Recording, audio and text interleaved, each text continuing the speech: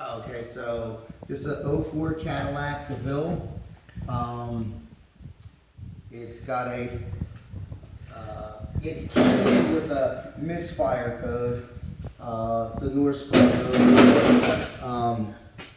It actually drove partially here, and then it took a dump right there at our garage door. What happened was the customer's complaint was that the light was flashing, which is a common sign that when your check engine light is flashing, that there's some type of misfire. It's doing that because it's trying to tell you that you may be causing catalytic converter damage because of the misfire. Anyway, after pulling the valve cover off, because I had the motor cranking over to see if I could hear some noises up front, and I did, and so I pulled the valve cover, and these right here are cam followers. They're kind of like rocker arms. They run their guides on the cam lobes. This right here is a cam. This is dual overhead cam. This is intake, and this is exhaust. Like you can see, the intake cam is actually moving, and that's because all the cam followers have fallen out. And you can see down in here, the rest of them have fallen out onto the inside of the block.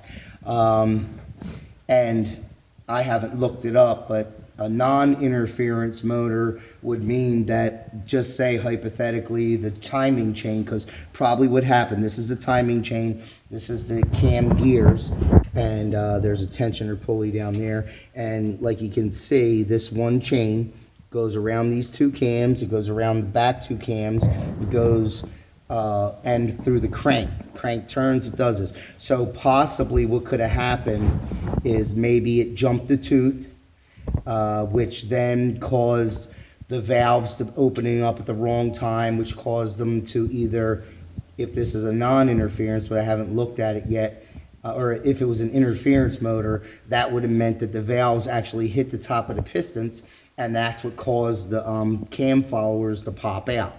I don't know the extent, but like if you can look over here, you can see that these are so loose, these are cam followers, I can actually pop these out. See how it came right out? You know, it came out because the lifters, the valve seats, the valves themselves are pushed so far down that it doesn't have no tension on it. So that's what the problem is right now. I need to state this because a lot of people don't realize your vehicle has a maintenance schedule, and on most vehicles, you're going to get a side alleyway mechanic or somebody who's been in the automotive field for longer than 20 years is going to tell you something crazy like, oh, that's a timing chain, it's going to last forever. Nothing lasts forever, that's number one. And when the vehicle, the manufacturer says, hey, change the timing chain at 80,000 miles, that's not like something to bring you back so they get money. That's to cover themselves. So after you put 100,000 miles on it and the chain breaks, they say, oh, well, you didn't take care of your car.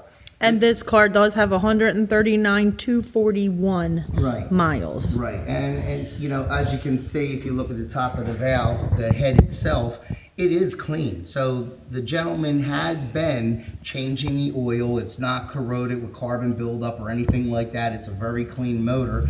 But the problem is lack of general maintenance. General maintenance on any vehicle is your timing belt, is your oil changes, is your transmission filter and oil change, transmission fluid change. These are things that aren't suggestive, they're imperative. So now we just took a car that's relatively in good shape and made it inoperable and a horrendous amount of expenditure, because though it is expensive to do the timing chain, it's more expensive to, you know, do the actual head, send it out, see why the valves aren't fully seating. This is basically a rebuild now. And, you know, so that's as far as I got to go. But I just want to say, God bless America. Happy New Year's. And hopefully Trump doesn't have any more snags from the Obama administration. Ban.